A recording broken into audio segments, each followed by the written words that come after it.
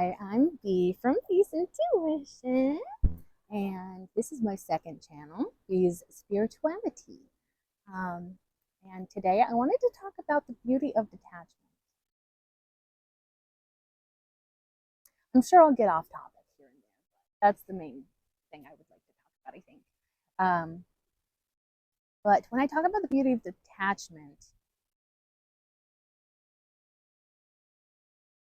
I found it to be quite helpful for myself, especially as somebody that struggles with anxiety about things that are yet to come. And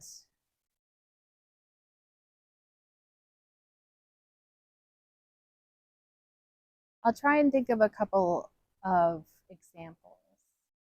So, one of them that I've learned to kind of detach from is love. You know, and this is all my opinion. And I'm not saying my opinion is right or wrong or that you have to believe what I believe. I'm not saying that at all. I just want to share my opinion.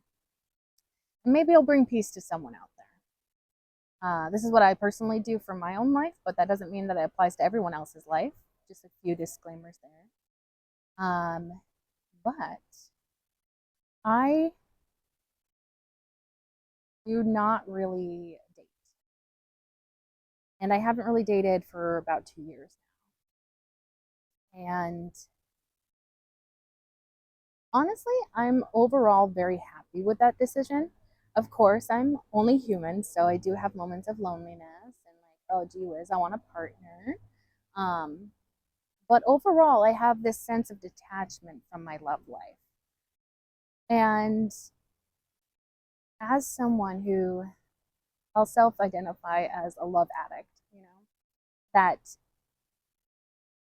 feeling of being in love, which most of the time, I hate to say, is probably more limerence, at least in my experience.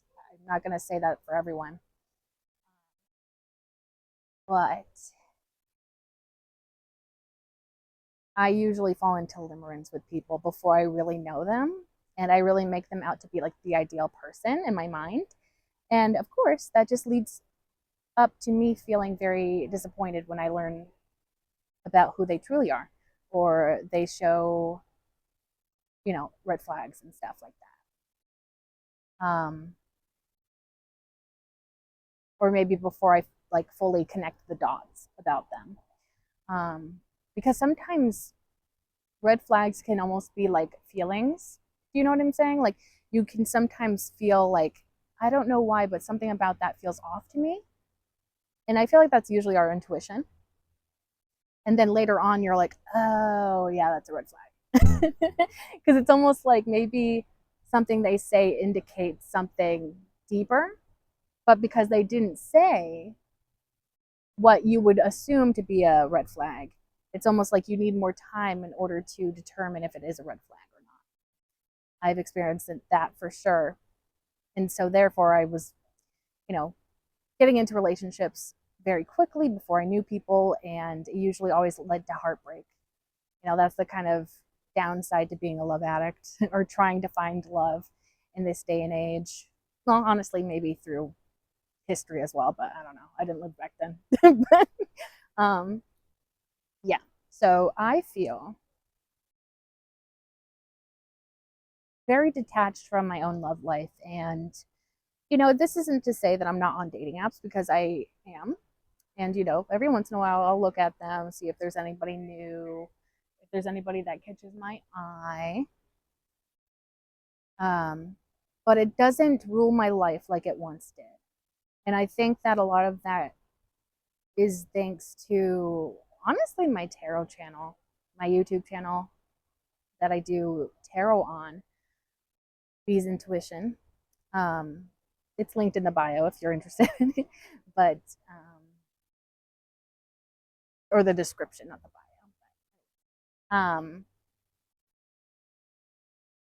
Where was I going with this?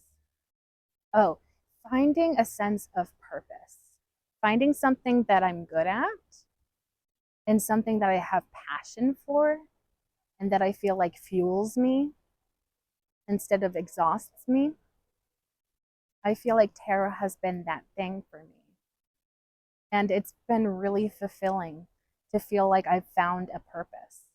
And although I do technically identify my own purpose as something much more vague and larger than just tarot channel, um, because I personally believe that my purpose is to spread love, to love others, show people unconditional love to an extent. Healthy boundaries, of course, are still there. And I have limitations, but, overall, because I do think that this world is missing a lot of love. People feel very unlovable. People feel very inherently wrong. And I want to kind of spread the message or awareness that we are all inherently worthy of love, and that if we are different from societal expectations or whatever, that we are still lovable. And we can be lovable for all of our quirks and strange tendencies and things that make us weird and, according to societal expectations, wrong. But I don't think that anybody is ever truly wrong unless they're hurting themselves or others. Um, but yeah,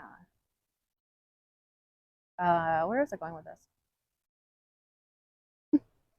Um, Sorry, a little bit of brain fog today. I'm just in a very tired, lazy mood. It took me a lot to get out of, or not to get out of bed, but rather just to get on with my day. Because each step of me getting ready, I'm just like, I don't want to, but I force myself to because I believe in self discipline. Um, Also, if you believe in self discipline or you'd like to um, practice self discipline in your life, I can tell you how I did it, which is kind of silly in a way, but it's also meaningful for me, and maybe somebody else will find meaning to it as well.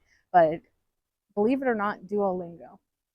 And I'm not saying that I necessarily approve of the company, especially with its adapting to AI and getting rid of a lot of employees and stuff like that. I do not approve of that. But because it is the app that I'm most comfortable with, I have been on it the longest. I know its format. I kind of have just been using it a little bit mindlessly. Um, and because it does kind of keep me accountable to myself. And so I tried to practice every day. Of course, I'm not perfect. I have days where I do not practice um, and whatnot. But overall, I try to practice every day, no matter what I'm feeling like, no matter how motivated I am, no matter, um, you know, how distracted I am, even. I try to make time for that every day. And that has helped me in a huge way because I actually did lack a lot of self um, discipline in my past. And I think that it personally led me down a path to becoming somebody that I don't really want to be. I didn't want to be them then, and I don't want to be them now. Um, the version that I was when I didn't have self discipline or was struggling with self discipline, maybe. But, honestly, and I feel like that's why I wanted to share that part about the Duolingo thing, because I feel like when we hear self discipline, it sounds so serious, right? And it sounds like, oh, we have to like make huge strides towards self discipline. But it can be just a small practice that is practiced every single day, or at least as much of or as regularly as you can, within the uh, your human abilities, because humans aren't perfect. Ooh, sorry, fly. But yeah, let me just take a sip of water. I'm a little thirsty. I just got done with a tarot reading, so I was yapping. Um, there's a plane in it. Anyways, my necklace crooked. my septum crooked. It always goes crooked when I least expect it. Um, anyways, um, oh yes, I kind of just want to give people faith that self-discipline does not have to be anything super intimidating. Doesn't mean that you have to, do anything super drastic to your lifestyle and keep that up forever. No, it's like it can be just a small practice and simply holding yourself accountable. Like every single day, did I try my best to do this thing to show myself that I know how to self discipline myself? Because it also serves as an example. You can look back on that and feel a sense of pride. Like I kept it going.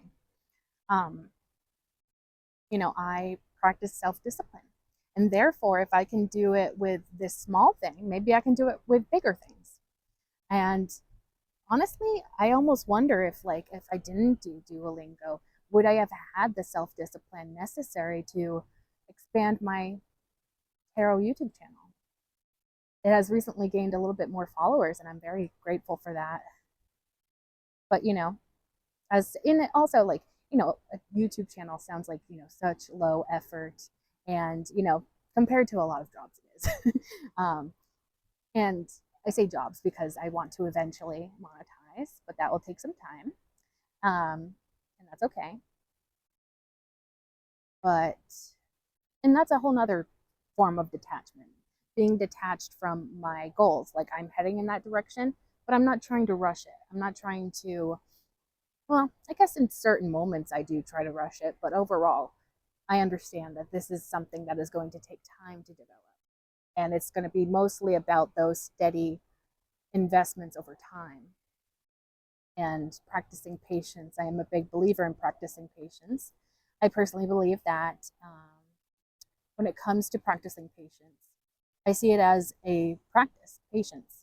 Some people would call it a quality, like an inherent quality that you're just born with. Some people are born with it, some people aren't. No, I think that patience is actually a practice. And each day we are faced with multiple situations typically that give us the opportunity to practice patience. And it's really just about being in the mindset to be receptive to those things and make that conscious effort to be patient. Waiting in line at the pharmacy is an excellent example. I can't tell you the amount of times that I've stood in line at a pharmacy and the person in front of me turns back to me to kind of be like, do you believe these, can you believe these guys? And I'm just like,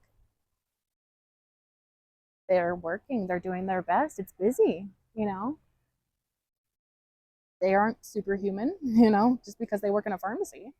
Um, but not everybody understands that. Not everybody wants to understand that. So each their own, I suppose. The world, I think, would be better off with people practicing patience because so many people are just going through life without any sense of patience, and it doesn't typically lead to the best outcome in most situations. Um, but also, it's like, okay, going back to the theme of this talk that I want to have today um, about detachment is like, it doesn't mean, detachment doesn't mean unmotivated.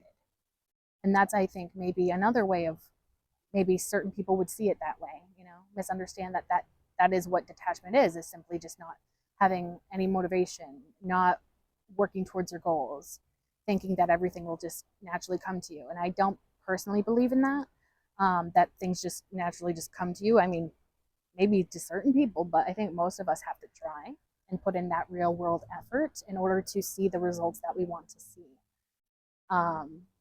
And so I do work towards my own goals. I do invest in things that I want to see a good payoff on or in or whatever. Um, but I also know that these things that are important take time to develop.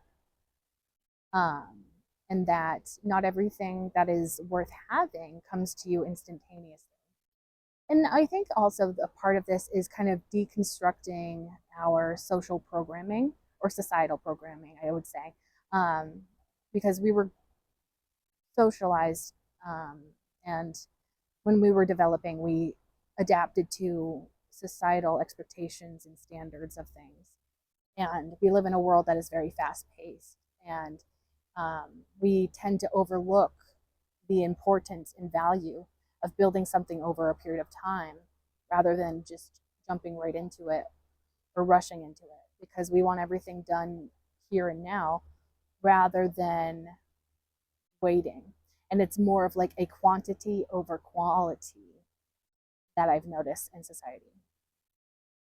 So it's natural to kind of assume that if something doesn't come to you right away, then it's never going to happen. Or if something doesn't come to you right away, it's because you did something wrong, you made a mistake. That's not true. Um, there's a lot of things that we can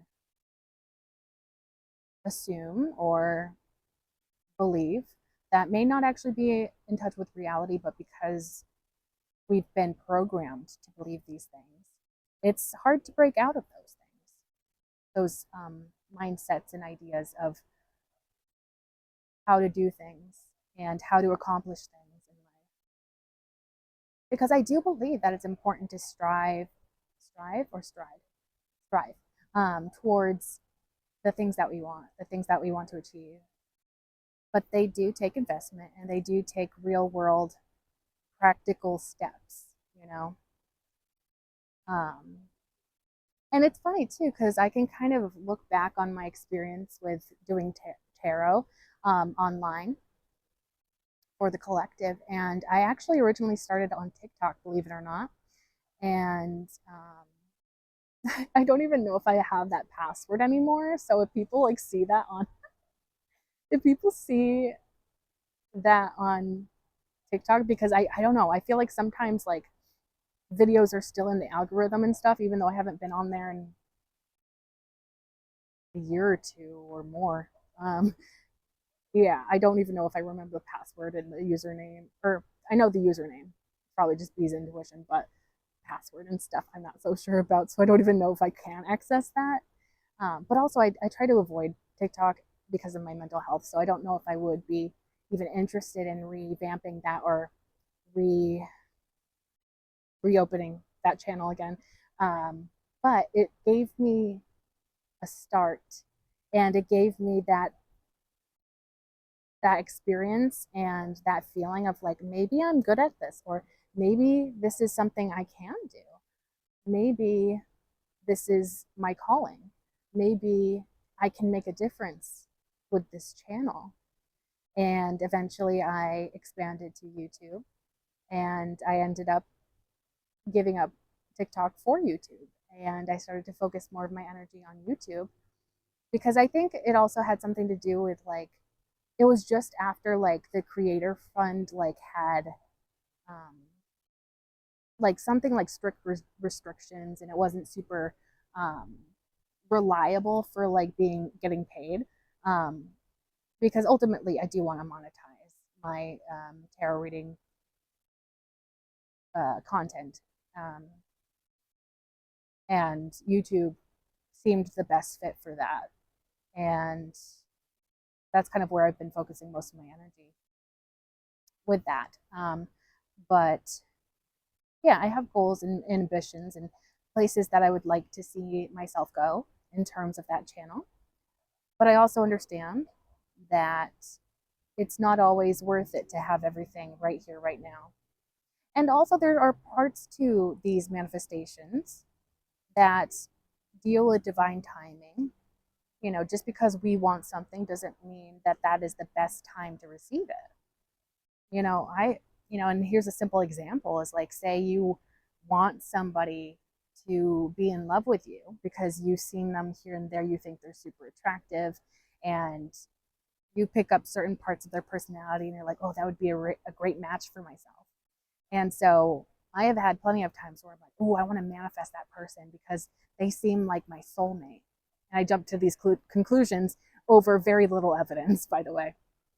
But yeah, I'll just like jump to conclusions about this person being my soulmate, and I'm like, oh, I want to manifest that person like really, really badly. But then it's like over time, maybe the mask that they're wearing starts to slip.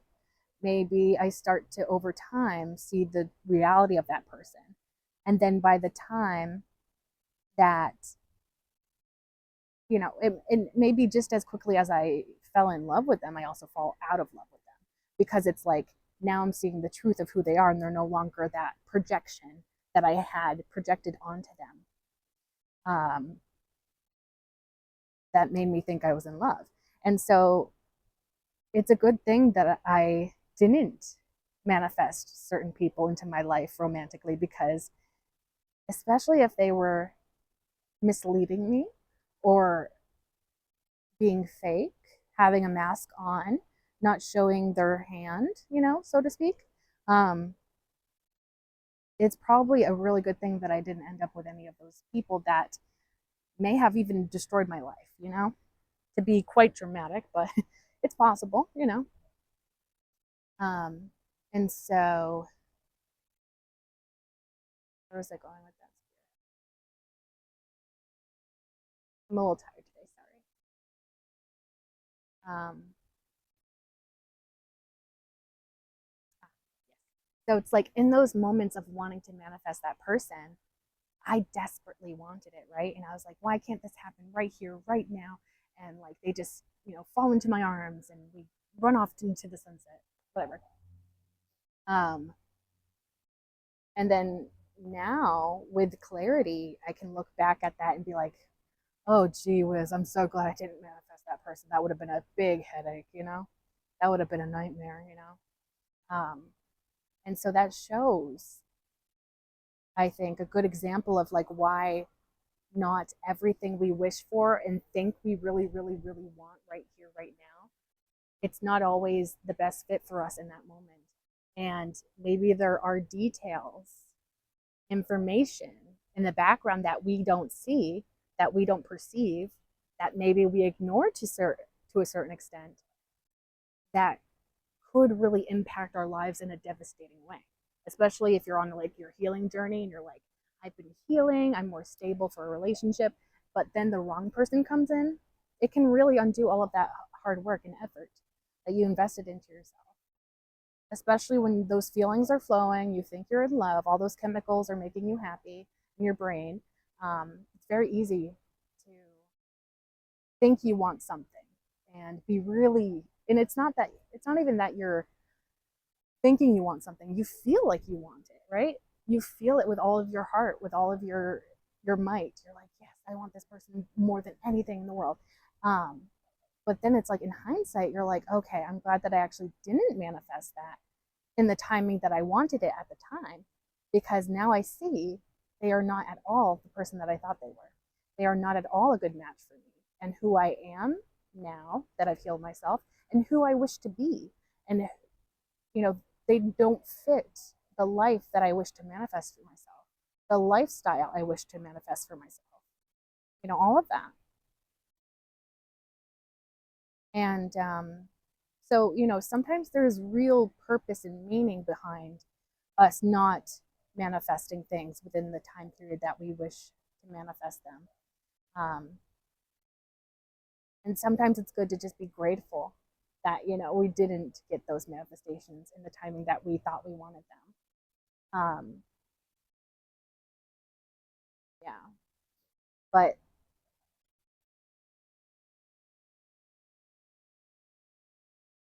yeah, I think the reason I was exploring that was kind of just to go back to the theme of this talk is I wanted to say,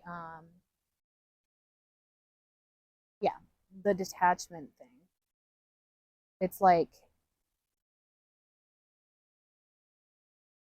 I think that detachment also happens when you have a lot of experience. When you've experienced enough relationships and maybe the patterns that you fall into when you go into relationships. Because I personally have found myself to be obsessive when it comes to love, and that doesn't always serve me. I also tend to get really distracted by love. It typically distracts me from myself and the things I need to work on or wish to work on, or the things I want to invest in on my own, such as my YouTube channel. Um, and now I know this, but I didn't always know that. And this is something that I've had to learn with time. And I think it really helps me to be more detached because it's like if I'm truly honest with myself, I know that I need to be detached when it comes to love, because if I'm focusing too much on it, I let other things in my life start to slip, and I'm not as on top of them as I would like to be. I like to take pride in the things that I put my effort into. Um, and I've even been in relationships where I've realized, oh gee whiz, I'm like totally neglecting these goals that I have, and then I find myself getting really depressed in those relationships. Like, I should be happy, but I feel depressed. And especially if I look around and I see like the partner person that I'm exploring something with is like not really that great of a fit, or it's like I'm giving up my free time for this. Not to be mean to any of my exes, but maybe some of them decide right now. But yeah, it's life is just a learning um, opportunity. You know, a series of learning opportunities, I should say. Every relationship teaches you something about yourself, and it usually brings out those blind spots. And also, people pleasing was a big blind spot for me as well in dating. Um, I would simply want to people please, because it's like you love that person or you think you love them. So you're going to want to give them anything and everything that they want, right? But that doesn't mean it's always in your favor. And it's not with the best intentions for you always. And you tend to compromise on things that might actually be quite significant. But you don't realize it until maybe some time passes and you're like, why do I feel so hollow and empty? And it's because, for me at least, it was because I was neglecting myself, my own healing, my own goals, aspirations, not doing the things that I wanted to do deep down in my soul. Um, and I would end up giving up my free time. Any free time I had, I would just give it to these partners that may not have really valued me as much as I wanted them to, or the ways that I need someone to value me in a relationship that I have recognized in hindsight. Um, but yeah, so I've been really detached when it comes to love, but I also practice detachment in other ways, such as, as I said, um, the goals for my channel, for example. Um, and it may sound maybe a little bit boring or depressing to be detached from love or detached from certain things in life. But to me, detachment has only made my life easier and happier. I actually had a reflection this summer. I looked back and I was thinking back to last summer. And last summer I had a limerence moment with someone, and the ups and downs were so chaotic, and um, some days I would feel like I was in love with that person. Other days I'd be like, oh my gosh, I can't stand them. Why are they like this? Um, you know, all of those fun things. Um, the emotional roller coaster of being in limerence, which I thought was love at the time. But this last summer, I noticed upon reflection, wow, I've been actually pretty steadily, or my emotions have been pretty steady. I've been pretty happy. I've been feeling confident and secure in myself. And I'm like, what has changed? And then I look back on my love life and I'm like, oh, it's because I'm not entertaining just anyone. I'm not just, falling head over heels for the first person that looks at me kindly. Um, and yeah, it made me realize that there is something behind this detachment. And it's also funny too, because I say detachment when it comes to love, but I also said earlier in this message that I believe that love is, and giving love to the world is my purpose here. So that's kind of like, doesn't that sound like a little bit like um, contradicting? But in my mind, it's not, because it's like I love freely, but I'm also detached from that love to a certain extent. I,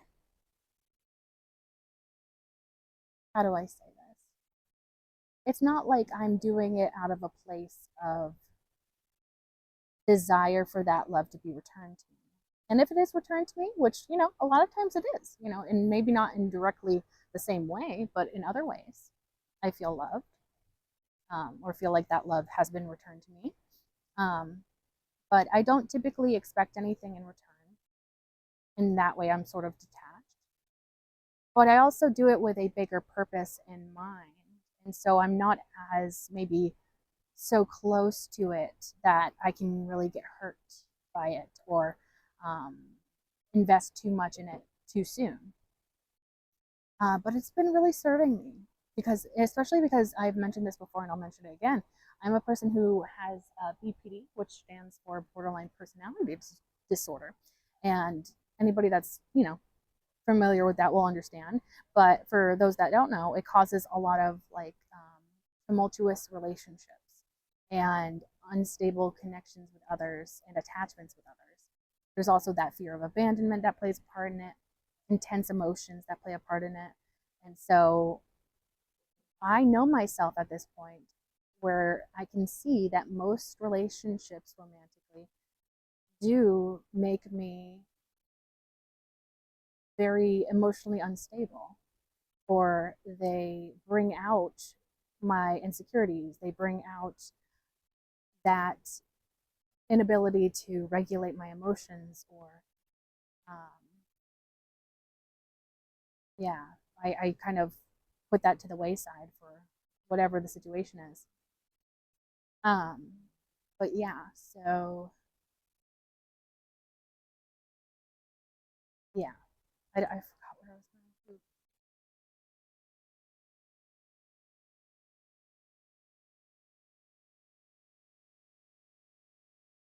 Also, something that helps me to be detached from love is having my own set of boundaries, my own standards. So it's like, say, even though I want to show up in an unconditionally loving way in this world, and I feel like that is kind of my purpose here, I don't, um,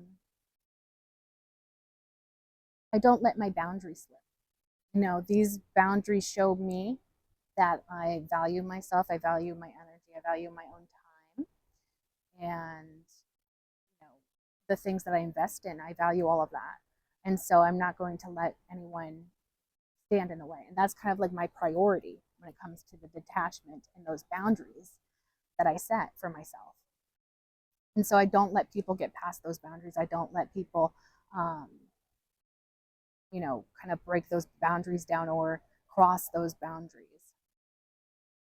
And if they do, uh, you know, certain situations, it's not always possible. But for the most part, I distance myself from people that try to cross my boundaries, um, because I value myself in a way that I feel like maybe I didn't before in my life. Yeah, but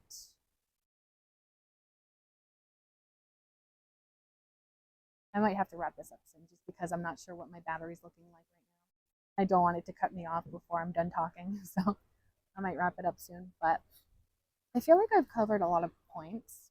I forgot that last point, of course. Uh, I think I was talking about detachment and how my purpose is loving. Oh, yes. So I don't let those boundaries slip. Like, if I feel like I'm being taken advantage of, and somebody is simply just using me for my kind and loving heart, I will establish those boundaries. And if they cross those boundaries in any way, I leave. I no longer give to those people or those situations or environments, whatever it is. And not every situation we can do that. So, it's kind of like a case by case basis. But overall, I try to show up in a very loving way, in a way that is showing that I love people and that they are worthy of love and all that. And, but at the same time, I don't let people get close enough to me in the way of like they start to use me for those qualities. And I think another part to that is trusting your own intuition, because I think that our intuition is way more maybe accurate than we tend to think it is, and it's more real than we think it is, I feel like. But because it's not something that we can physically study, there's no physical scientific evidence of its existence, you know? And we can sometimes feel crazy for believing in our own intuition. But I tend to do that more, and I have noticed that my life has been a lot more peaceful since I've been listening to my intuition. Because our intuition will tell us, I get a gut feeling about this person and I don't think they're being real with me. And therefore, I have a guard up with that person. And therefore, I have boundaries that I'm not going to let that person cross. Sure, I may be, perfectly, um, like I'm going to treat them like a human with look, with basic human decency and respect, of course. And I will show up in a way that is loving because it's like, um, because I recognize that they are a human just like I am, and they deserve that. But I have those boundaries, and I don't let people cross those boundaries, and I am not afraid to stick behind or stick beside those boundaries. And sometimes that's easy, sometimes that's difficult, especially according to societal standards. And people pleasing is something that I feel like is more publicly or societally expected of us, especially feminine presenting people. We tend to kind of feel a sense of like that's what we have to do is people please. We kind of have to compromise on our boundaries in order for people to like us, in order for us to be seen in a certain light. But and maybe this is part of it, like sometimes when it comes to boundaries, we have to be okay with being the villain in someone else's story. We have to be okay with maybe somebody getting the wrong message about what we're trying to do, but we can't really let that affect us because we owe ourselves first and foremost our protection, our self-valuing. We deserve to protect ourselves. We deserve to not let people too close to us that we know will inevitably hurt us, and that we feel like through our intuition that they may hurt us, or they may not have the best intentions for us deep down. And so trusting in that intuition is a huge part of that for me, especially when it comes to establishing boundaries with others. And so I feel like I try to show up in that unconditionally loving way, but as good as I can with healthy boundaries and without letting people take advantage of my kindness and my heart. And if I start to get weird vibes from someone, I can easily shut that love off. And I feel like that is another part of that detachment is like this knowledge that in a split moment, in a split second, are you okay with turning it off? Because sometimes, especially if you're a good person and you want to see the best in everyone, it can be difficult. But sometimes it's what you kind of need to do in order to prove to yourself that I'm going to protect you. I understand my own value and worth. And I'm not compromising on these boundaries because I love myself and I value myself.